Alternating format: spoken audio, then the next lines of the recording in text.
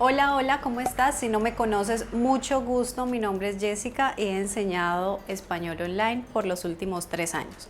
En este primer video de YouTube te quiero dar 3 consejos que seguramente te ayudarán a mejorar tu fluidez y tu confianza en ti mismo a la hora de hablar español. Entonces, el primer consejo que te quiero dar es algo que tal vez parezca muy simple, pero que he notado en muchos de mis estudiantes, y es que les da pena o les da miedo hablar en español con otras personas. Entonces, mi consejo es hacerlo con miedo o sin miedo.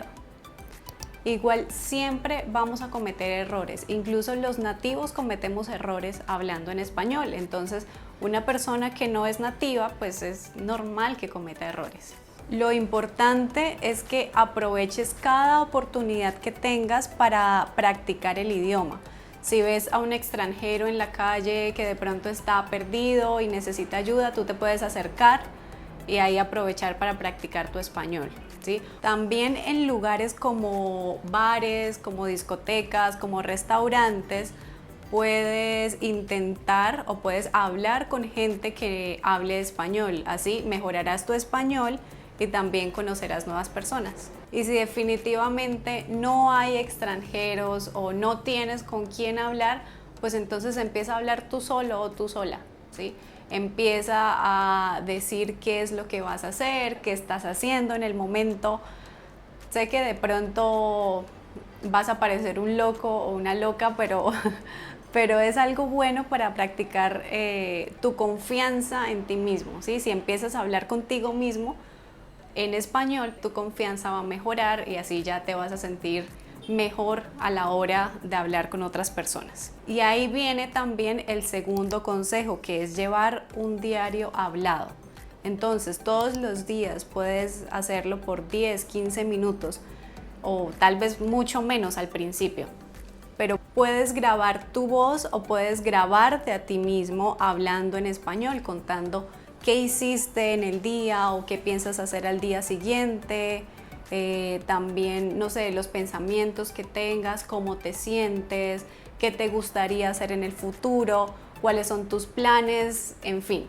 Y también sería muy bueno que uses muletillas en español, es decir, palabras que usamos mientras pensamos para hablar, ¿sí? Por ejemplo, entonces en español tenemos algunas muletillas que son, por ejemplo, o esto, este, ¿sí? Entonces, nada de usar muletillas en tu idioma nativo, úsalas en español. Y esta es una de las mejores técnicas para mejorar tu fluidez y tu confianza, porque vas a poder llevar un registro de tu progreso, ¿sí?